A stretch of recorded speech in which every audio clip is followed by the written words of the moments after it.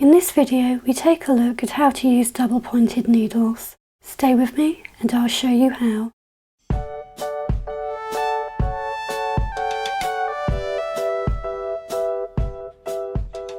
Double-pointed needles are straight needles with, as the name suggests, a point at either end.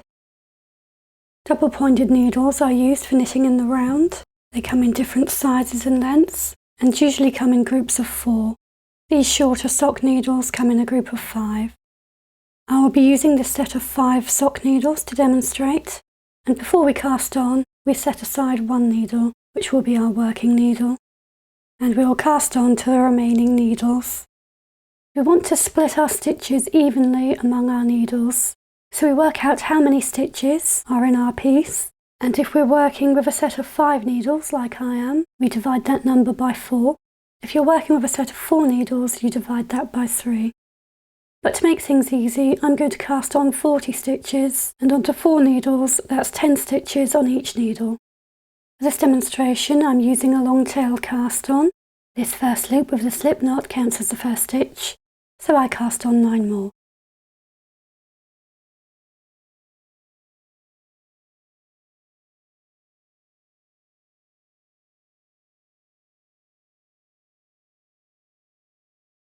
Now with my 10 stitches on my first needle, I bring in my second needle and I cast the next stitch onto this needle. You may find this a little awkward at first, it just takes some practice. And make sure you pull the yarn snug so that the needles are tightly together and there's no gaps between.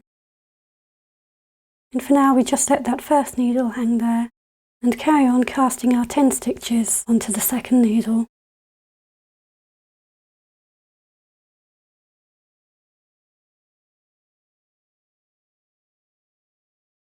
We have our 10 stitches cast on needle number 2. We bring in our next needle and we do the same again.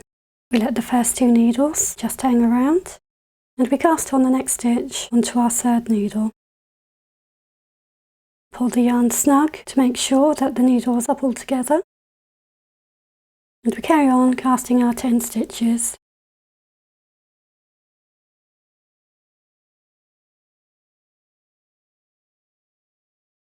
And let's see that one more time.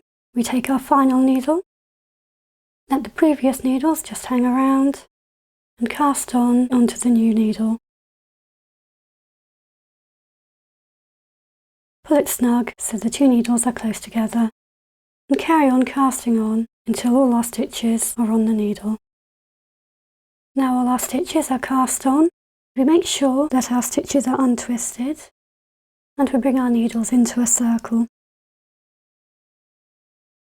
The needle with the working thread coming off we hold in our dominant hand. I refer to this as needle A, and the end of the stitches in the other hand. I refer to this as needle B. We hold those 2 needles together, and now we bring in our working needle, and we come into this first stitch on needle B, and needles A and B are crossed over the top of the working needle. We take hold of the yarn on needle A, and we wrap it around our working needle. And we pull that through the loop on needle B and pull it off the needle. And we pull the yarn as tight as we can to keep the working needle and needle A snug together to avoid a large gap. And we carry on knitting as normal.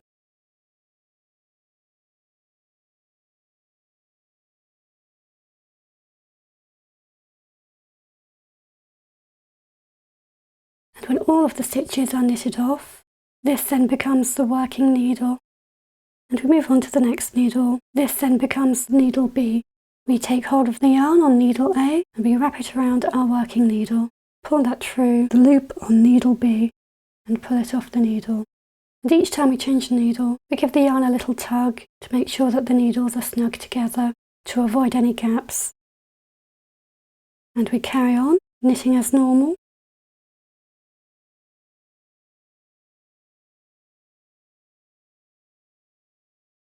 And when all stitches are knitted off the next needle, that becomes our working needle. And we move on to the next, knitting our stitch and pulling it snug to avoid gaps. and we carry on along the round until we reach our tail.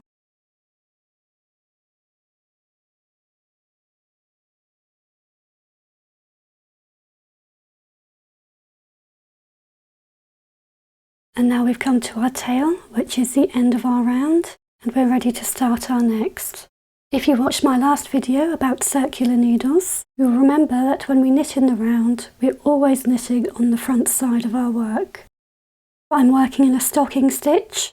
With a stocking stitch, we always knit on the front side, so I continue knitting all the way around. To start our next round, we hold needle A and B together. We take our working needle, and we come into this first stitch on needle B. Pick up the yarn on needle A and wrap it around the working needle. Pull that through the loop on needle B. Give the yarn a tug, and we carry on knitting as normal, working our way across the next needle.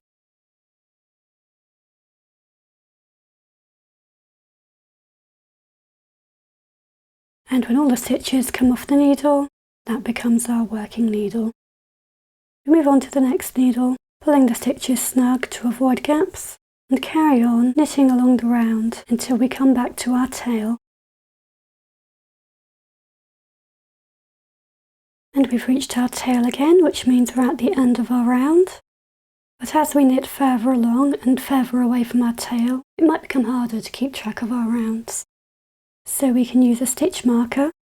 On circular needles, I normally put this between the first and last stitch, but that won't work on double pointed needles because it would just slide off.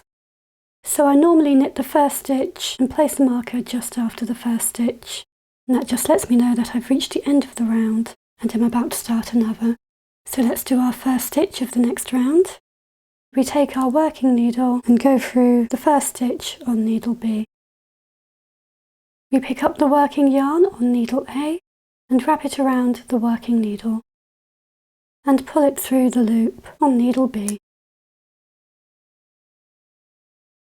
And our first stitch is on. Now we can place our stitch marker and we can continue knitting along the round.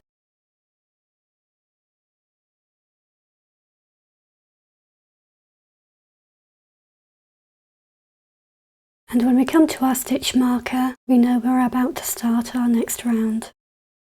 We knit the first stitch,